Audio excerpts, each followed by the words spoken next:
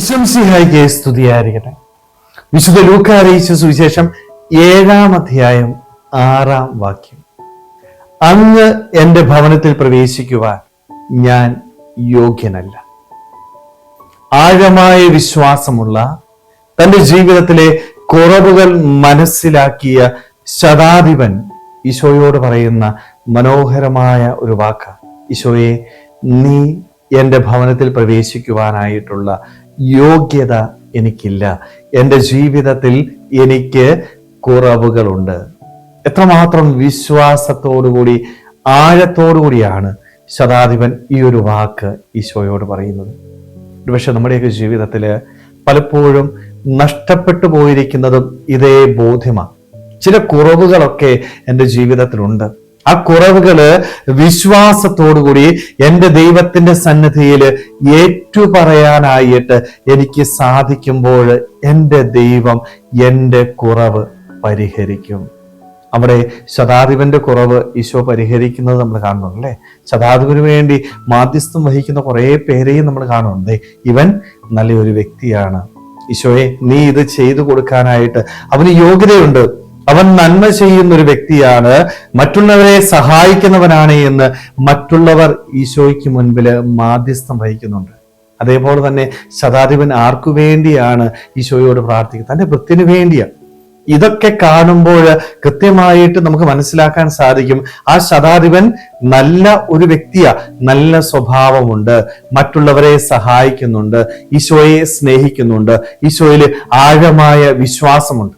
അങ്ങനെയുള്ള ആ ശതാധിപനാണ് ഈശോയുടെ സന്നിധിയിൽ വന്നിട്ട് പറയുന്നത്, ഈശോയെ നീ എൻ്റെ ഭവനത്തിൽ പ്രവേശിക്കുവാനായിട്ട് എനിക്ക് യോഗ്യതയില്ല, എനിക്ക് കുറവുണ്ട്. ആഴമായ വിശ്വാസത്തിൽ നിന്ന് അവന്റെ കുറവ് ഏറ്റുപറയുവാനായിട്ട് ശതാധിപൻ തയ്യാറായി. സ്നേഹമുള്ളവരെ, നമ്മുടെയൊക്കെ ജീവിതത്തിലും ഇങ്ങനെ ഏറ്റുപറയാൻ പറ്റണം. ഈശോയെ നിന്നെ സ്വീകരിക്കാനായിട്ട് ചില കുറവുകൾ എൻ്റെ ജീവിതത്തിലുണ്ട്. ഞാൻ മനുഷ്യനാണ്, ബലഹീനനാണ്, അറിഞ്ഞും അറിയാതെയും ഒക്കെ ചില പാപങ്ങളും ചില തഴക്കദോഷങ്ങളും ഒക്കെ എൻ്റെ ജീവിതത്തിലേക്ക് കടന്നു വരുന്നുണ്ട്. പലപ്പോഴും ഞാൻ പരിശ്രമിച്ചിട്ട് അതിൽ നിന്ന് മോചനം നേടാനായിട്ട് എനിക്ക് സാധിക്കാതെ പോയിട്ടുണ്ട്. ചില ബലഹീനതകള് എൻ്റെ ശീലമായിട്ട് മാറിയിട്ടുണ്ട്. ഈശോയെ, അവയൊക്കെ ഞാൻ നിന്റെ കരങ്ങളിലേക്ക് സമർപ്പിക്കുകയാണ്. ഇവയെല്ലാം നീ ഒന്ന് ക്ഷമിച്ച് നീ എൻ്റെ ഭവനത്തിൽ പ്രവേശിക്കണം.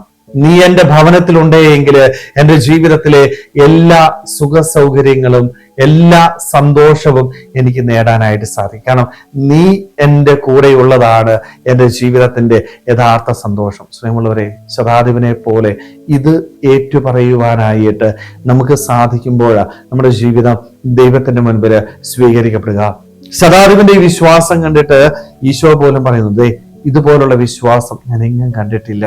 ഈശോ പോലും അവന്റെ ആഴമായ വിശ്വാസത്തെ അംഗീകരിക്കുന്നുണ്ട്. ഈശോയുടെ മുൻപിൽ എൻ്റെ വിശ്വാസവും അംഗീകരിക്കപ്പെടണമെങ്കിൽ എൻ്റെ കുറവ് മനസ്സിലാക്കി വിശ്വാസത്തോടെ ദൈവസന്നിധിയിൽ അവ ഏറ്റുപറയാനായിട്ട് തയ്യാറാവണം. അതേപോലെ തന്നെ മറ്റുള്ളവരെ സഹായിക്കാനായിട്ട്, നന്മ ചെയ്യാനായിട്ട് എനിക്ക് സാധിക്കുമ്പോൾ എൻ്റെ ജീവിതവും എൻ്റെ വിശ്വാസവും ദൈവത്തിന്റെ മുൻപിൽ സ്വീകരിക്കപ്പെടും. സ്നേഹമുള്ളവരെ, അതുകൊണ്ട് ശതാധിപനെ പോലെ ആഴമായ വിശ്വാസത്തോടെ ഉറച്ച ബോധ്യത്തോടുകൂടി ഈശോയുടെ സന്നിധിയിൽ വരുവാനായിട്ടും നമ്മുടെ ബലഹീനതകളും കുറവുകളും ദൈവത്തോട് ഏറ്റുപറയുവാനായിട്ടും അവൻ ആഗ്രഹിക്കുന്നത് പോലെ വിശുദ്ധിയോടുകൂടി ഈ ഭൂമിയിൽ ജീവിക്കുവാനായിട്ടും നമുക്ക് ഓരോരുത്തർക്കും ആത്മാർത്ഥമായിട്ട് ആഗ്രഹിക്കുമ്പോൾ ശ്രമിക്കാം. ദൈവം നമ്മളെല്ലാവരെയും സമൃദ്ധമായിട്ട് അനുഗ്രഹിക്കട്ടെ. ആമേൻ.